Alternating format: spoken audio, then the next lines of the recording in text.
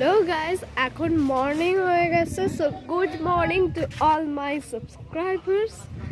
So আমি তোমাদের রাত্রিরে মনে হয় না বলে শুয়ে পড়েছি। আমার একটু মানে এডিটের জন্য মাথায় এক্সপ্রেশন চলে এসেছিলো।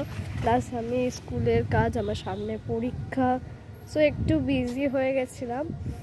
সো যেটা বলছিলাম, আমি কাল তোমাদের ওইটা দেখাবো, ওই নাম্বার কন্ট্যাক্ট ওইগুলো, কিন্তু আমার ওইগুলো দেখানো হয়নি।